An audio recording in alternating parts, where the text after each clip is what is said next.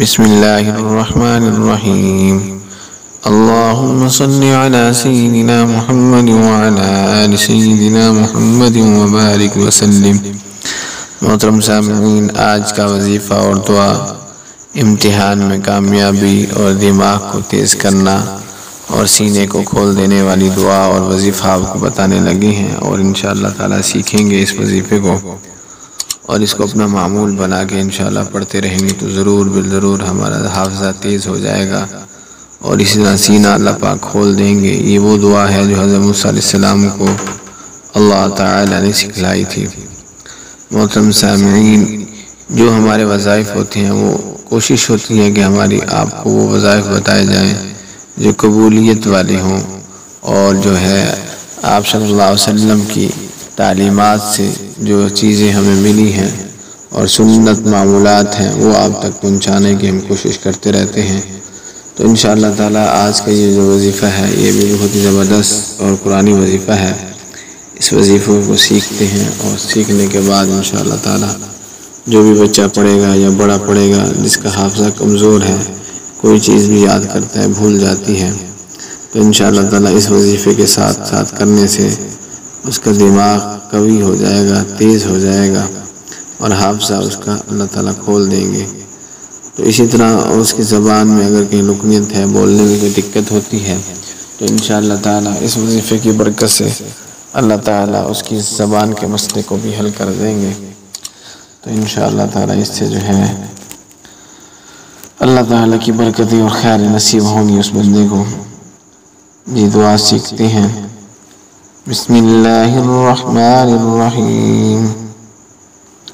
رب اشرح لی صدری ویسر لی امری واحلل عقدۃ من لسانی یفقہوا قولی۔ دوبارہ سنیں۔ رب اشرح لی صدری ویسر لی امری واحلل عقدۃ من لسانی یفقہوا قولی۔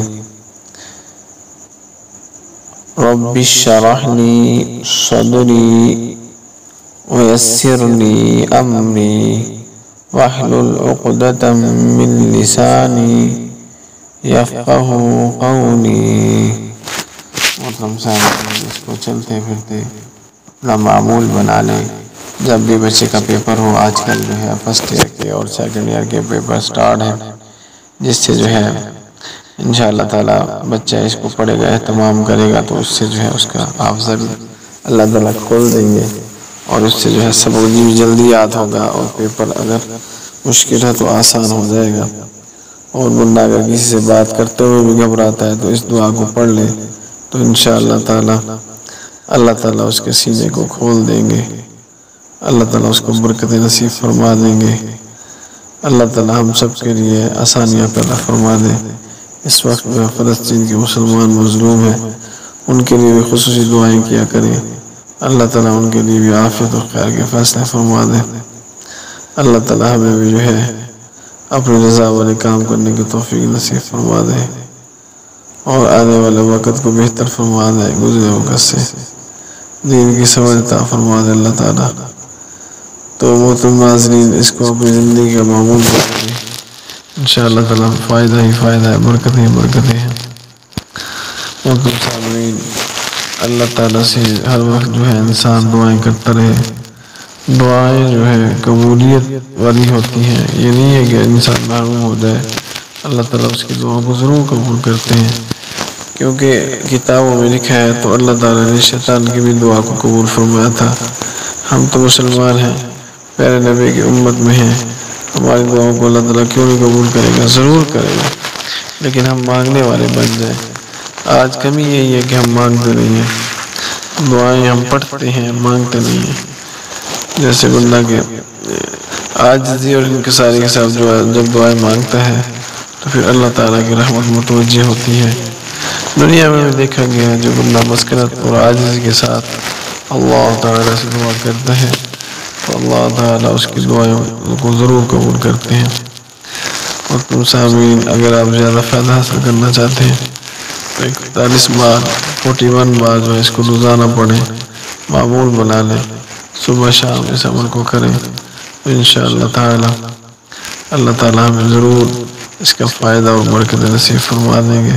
اللہ تعالیٰ مجھے بھی آپ کو بھی عمل کرنے کی توفیق نصیب فرما دے اور پوری امت کے حال پر رحم فرما دے۔ ترجمہ سن لیں اس دعا کا۔ رب اشرح لی صدری، اے میرے رب میرے لیے ویسر لی امری، میرا سینہ کشادہ فرما دے، واحلل عقدۃ من لسانی، اور میرے کام آسان کر دے، یفقہوا قولی، اور میری گرہ کھول دے تاکہ وہ میری بات سمجھ سکے۔ یہ حضرت موسیٰ علیہ السلام کو اللہ تعالیٰ نے یہ دعا سکھلائی تھی۔ اللہ تعالیٰ ہمیں بھی عمل کرنے کی توفیق نصیب فرما دے۔